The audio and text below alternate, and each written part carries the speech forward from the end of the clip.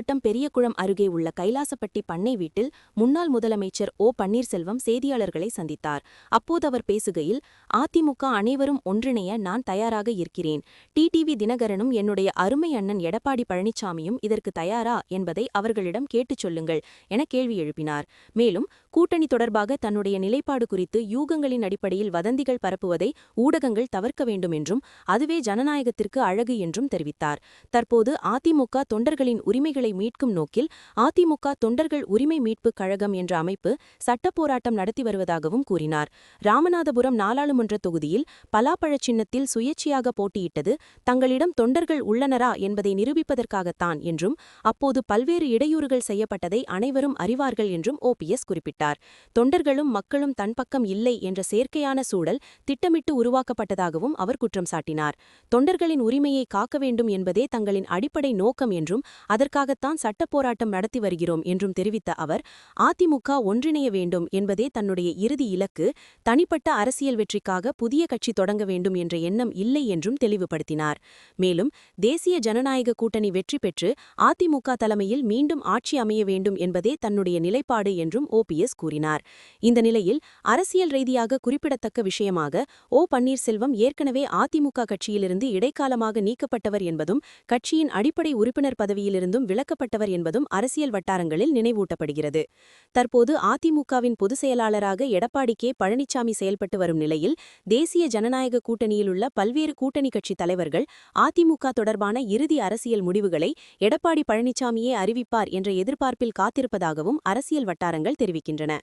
இதன் மூலம் அதிமுக என்டிஏ கூட்டணியின் எதிர்கால அரசியல் திசை எடப்பாடி பழனிசாமியின் முடிவுகளை மையமாக கொண்டே அமையும் என்ற சூழல் நிலவுவதாகவும் ஓபிஎஸ்ஸின் இந்த கருத்துகள் தமிழக அரசியலில் மீண்டும் பரபரப்பை ஏற்படுத்தியுள்ளதாகவும் கூறப்படுகிறது.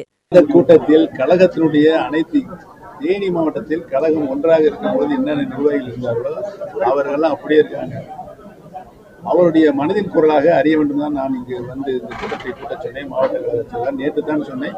அனைத்து நிர்வாகிகளும் இங்கு வந்திருக்கிறார்கள். அனைவரும் ஒருங்கிணைந்த குரலாக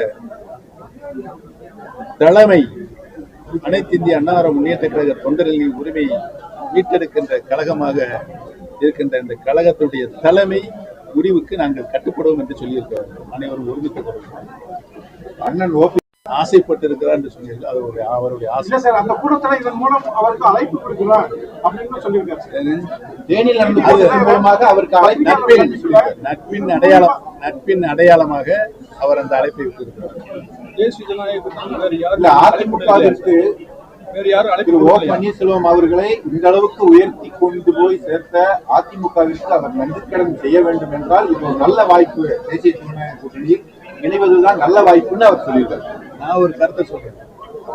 இன்றைக்கு திரு டிடிவி தினகரன் அவர்கள் என்னுடைய அருமை அண்ணன் திரு எடப்பாடி பழனிசாமி அவர்கள் ஜனநாயக கூட்டணியில் வெற்றி பெற வேண்டும், அனைத்து இந்திய அண்ணா திராவிட ஆட்சி பொறுப்பில் இருக்க வேண்டும் என்று சொல்லியிருக்கிறார். அதைத்தான் நான் சொல்கிறேன். இன்றைக்கு எதிரும் புதிருமாக இருந்த டிடிவி தினகரன் அவர்களும் எடப்பாடி பழனிசாமி ஒன்றிணைந்திருக்கிறார்கள் ஜனநாயக கூட்டணியில். அவர்கள் நினைத்தால், யார் நினைத்தால், திரு டிடிவி தினகரன் அவர்கள் நினைத்தால் இன்றைக்கு எடப்பாடி பழனிசாமி கையில் யார் கையில் இருக்கு? அவர் கையில் இருக்கு. நாங்க இணைய வேண்டும் சொல்லியிருக்கிறோம். அதுல இருந்து மாறுபட மாட்டார். யார் இணைய வேண்டும் என்ற கோரிக்கையை டிடிவி மாறுபட மாட்டார். அவரும் அந்த கருத்தை அங்கே வலியுறுத்த வேண்டும். நானே இணையம் தானே சொல்றேன். அவர் இணையம் சொன்னா இணைஞ்சிடலாம்ல. அந்த வேலையை செய்தால் ஆட்டோமேட்டிக்காக அனைத்து இந்திய அண்ணா திராவிட முன்னேற்ற மாபெரும் வெற்றி அடையும். தேசிய ஜனநாயக கூட்டணி இதுவரைக்கும் அதெல்லாம் ரகசியம், பரம ரகசியம். சார், நீங்க எந்த முடிவும் சார் இதுவரைக்கும் எந்த முடிவும் எடுக்க மாட்டீங்கன்னு சொல்லிட்டு உங்களோட ஆதரவாளர்கள்லாம் நிறைய வந்து திமுகவுக்கு எல்லாமே போயிருக்காங்க சார். வைத்தியலிங்கம் போன்றவர்கள் போயிருக்காங்க இல்லையா? இந்த இரண்டாவது தர்ம யுத்தம் ஆரம்பிக்கப்பட்டதே திரு மனோஜ் பாண்டியன் அவர்களும் திரு வைத்தியலிங்கம் அவர்களால் தான் என்பதை தெரிவித்துள்ளது. செய்தித்துறையிலிருந்தும் தொலைக்காட்சி துறையிலிருந்து பரப்பிக் கொண்டிருக்கிறீர்கள். அதை நிறுத்த வேண்டும் என்று சொல்லியிருக்கிறேன். பணிவான வேண்டும் பார்த்துக்கிறீங்க. இப்ப பார்த்தா உங்களுக்கு பாவமா தெரியலையா?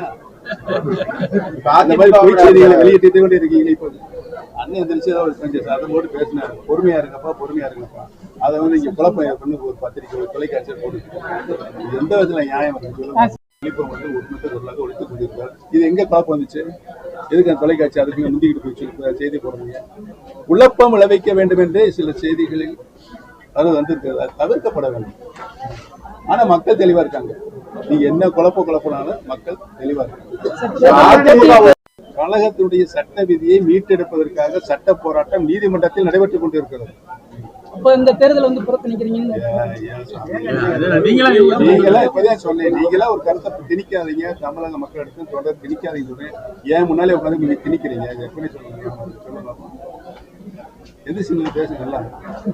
முன்னாடி வந்து செல்லாயிடுச்சு, நாங்க அண்ணன் தம்பிய சண்டை போட்டாலும் திமுகவை எதிர்த்து வந்து ஒன்று சேர்றோம் அப்படின்னு இருக்காரு. ஒண்ணு சேர்ந்து இருக்காருல்ல, நான் ரெடி. திரு டிடி அவர்களும் அவருடைய அருமை என்ன திரு எடப்பாடி பழனிசாமி ரெடியா கேட்டு சொல்லுங்க.